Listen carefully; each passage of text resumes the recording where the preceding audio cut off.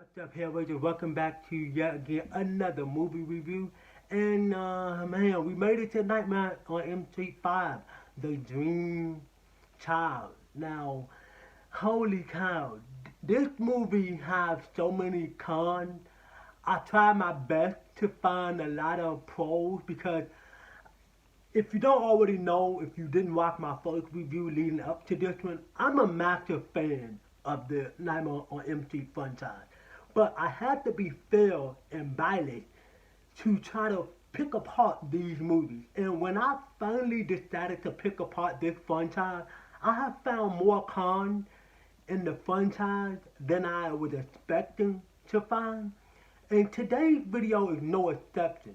So before I dive into all the nastiness that this movie has and the weirdness, and before I dive into all the good, let me give you a little bit of plot of what this movie is about. Nightmare on M Street 5, The Dream Child, tells a story about Alex having this strange sense that Freddy is coming back. And this time he's coming back through the birth of her child. Throughout the entire runtime of this film, Alex has to basically convince everybody, including her boyfriend Dan, who is also the survivor of the fourth film, that Freddy is back and he's coming through the birth of our child. And so throughout the entire movie, she has to convince everybody that. And this movie seems to have a very weird social message behind it.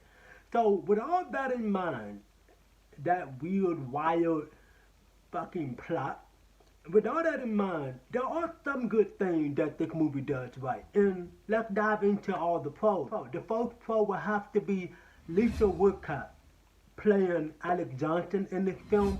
Her performance is pretty silent, just like it was in the fourth film.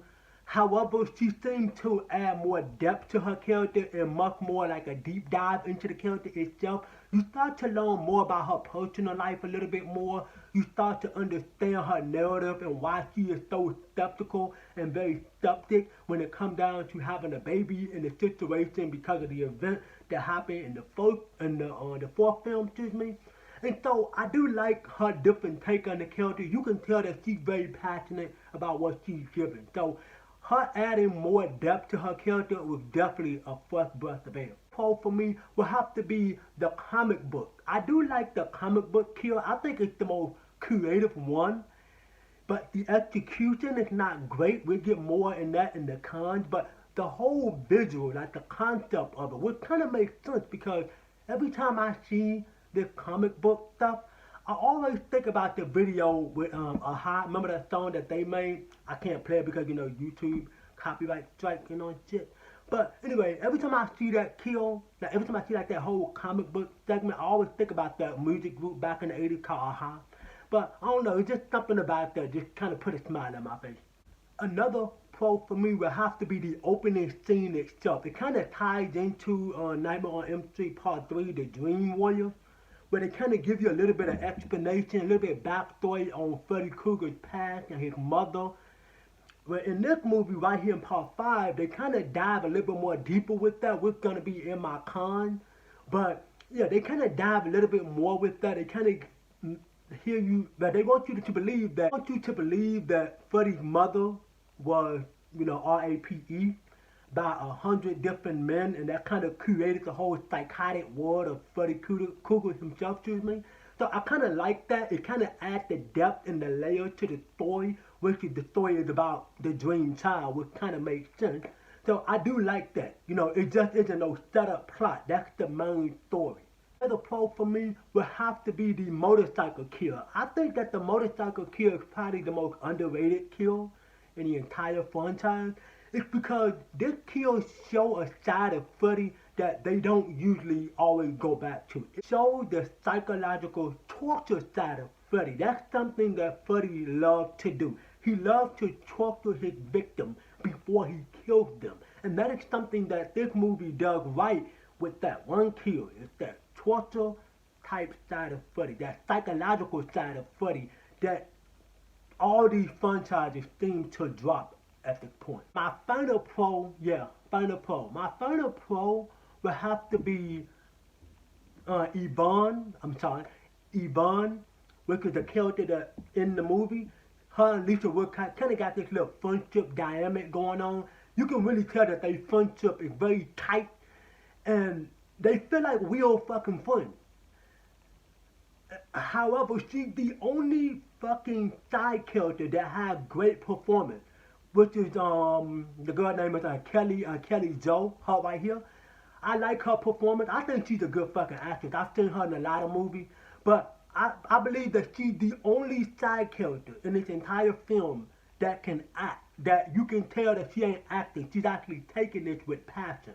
Okay, Hellraiser, we got so many cons here. I'm gonna have to kind of like take my time with them because these cons are just something that you probably gonna hear me say in the next movie and in the next one. And the main con that I have, man, the main con that I have is the footy makeup in this movie. It looks so silly. It looks weak. It's not scary. It's unconvincing to me. I don't understand why they decided to make this footy makeup look like this, but it is not convincing to me. I don't find this makeup to be scary or convincing. And another con for me is you're gonna hear me say this again in the next movie, is that the joke at this point the funny one-liners were pretty much known for back in the 80s going on into the early 90s. Well, Freddie was trying to say these jokes that just fall flat, and there is not one joke that I laughed at in this fucking movie. The only joke I could say that I did like was in the beginning when Freddie said, "It's a boy." That's probably the only one that I kind of chuckled a little bit on, but it wasn't funny. It was nice to see Freddie coming back, but the joke was just flat. Just like in Part 4, they were weird and unfunny. I did say that I do like the comic book kill, and I said I would get back to that in my cons. Well, here I am, right here in my cons. The comic book kill was creative. It was like thinking outside the box. However, the execution of it was just so silly and so weak that they literally spoil it. They literally had Freddy extract up paper to kill this guy. Like I said, it's creative, but it's not convincing. You know, the execution did not work the way it should have. They should have kept the same concept, but not make it a paper. They just still have Freddy whoop his ass, but not with a piece of paper. Freddy just tracking up paper? Are you serious?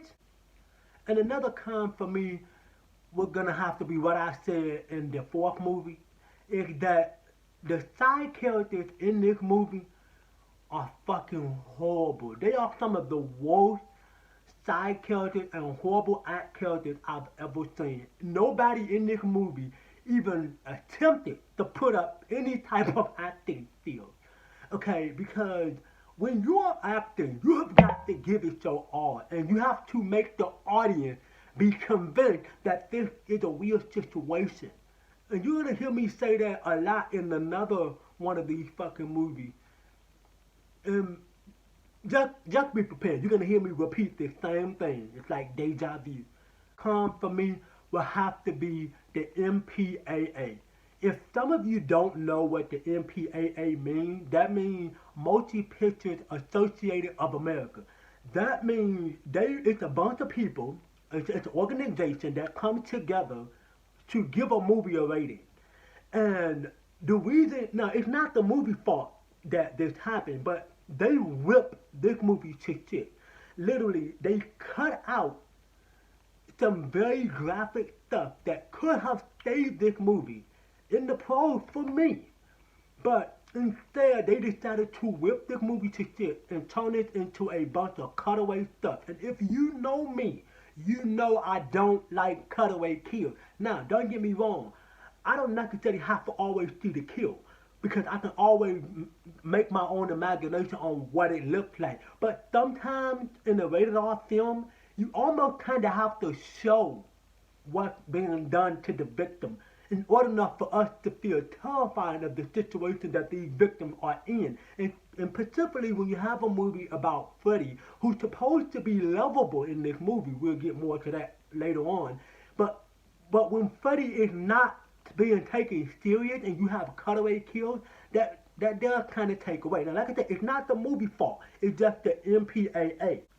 And another con for me, I already touched on it, but this one specific character, his name is Mark in this movie. He was basically like the comic book guy. His character to me, aside from all the other characters that were horrible actors and actresses, he was by far the worst one for me. In his dream, he called Freddy a Scarface limp dick. Oh. Anyway, he was the worst character in this whole fucking franchise. He's by far the worst character in the entire franchise. Because his character, I almost feel like his character didn't belong there. He was, see, this is what I mean, the definition of a setup character. See, he was there to just set up somebody for Freddy to kill, because they can have a Freddy with a kill count. This is exactly what I mean by the setup character. He was so useless to the point where the person who portrayed the character did a horrible job. And what makes it so bad, not only his acting was bad, but the person who was playing the character, I don't even think he even attempted to even put the effort into acting. And another con for me will have to be a major problem, because what I'm about to say next might shock the hell out of everybody. Freddy in this movie was annoying, stupid, and almost an afterthought. Because that is a problem when the star of the movie, which is Freddy Krueger himself, when the star of the movie is the worst part of the movie, you have a major fucking problem, because Freddy is the money maker. How the hell did you make Freddy the worst part of the movie when he should have been the best part of the movie? Freddy in this movie was so fucking, I swear, he was so stupid. He was doing things that almost served no purpose. He was saying things that he didn't necessarily need to say. And then to go along with that, Freddy was just weak. He was a weak Freddy in this movie.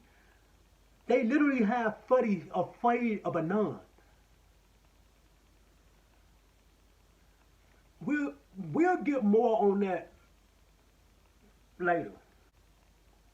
And another con for me, major spoiler at the end of the movie, another con for me would have to be the third act, the ending of this movie, the climax, the wrap up, the go home show, the home run, what they hit to nail this motherfucker down. They decided to have the most chaotic, confusing ending of all time in this entire franchise, at least that I could remember.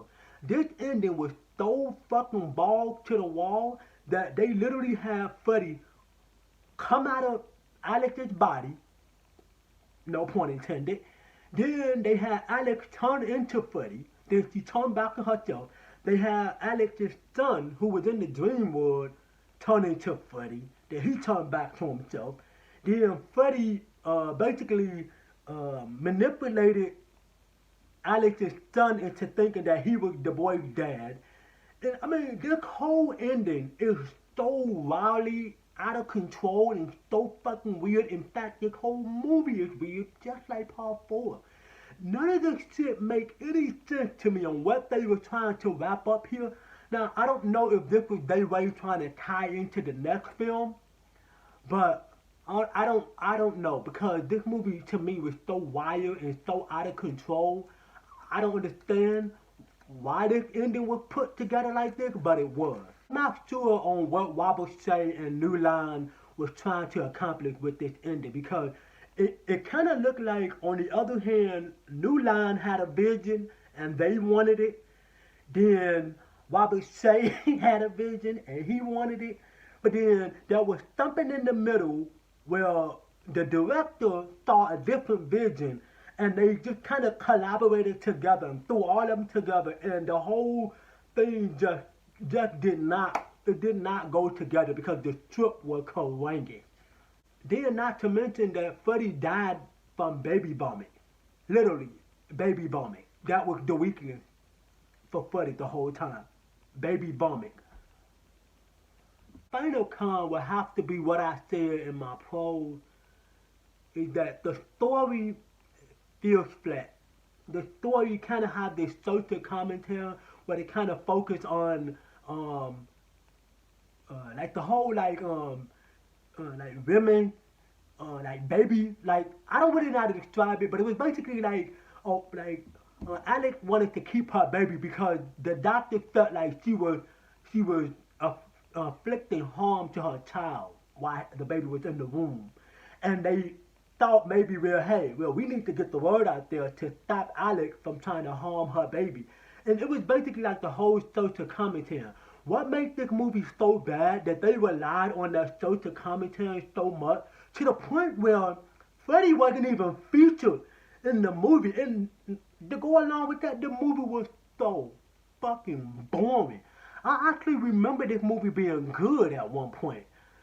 But you know what they say, the older you get, you see things a little better. And holy cow, I see things a lot different with this fucking movie. This movie is boring. Don't be surprised where this motherfucker go on my ranking too. Some of you might be surprised, some might not. But yeah, this movie is fucking boring as shit. You know, there's so much shit in this movie.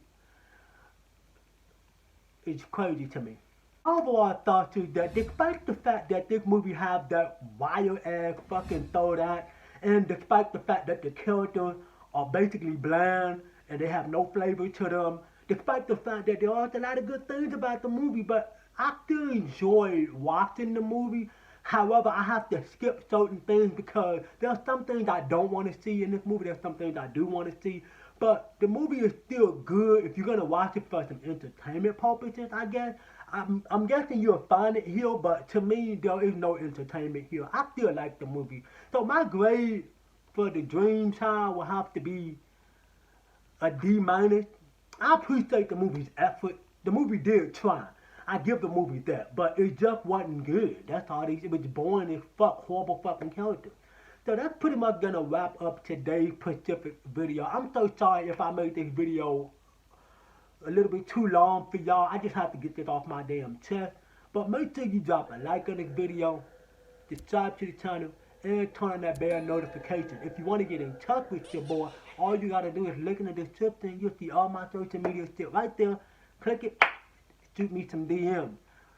So I hope to see you here in my next review or my next video, period. Don't forget to stay creepy, stay spooky, and I'll catch you here in the next video.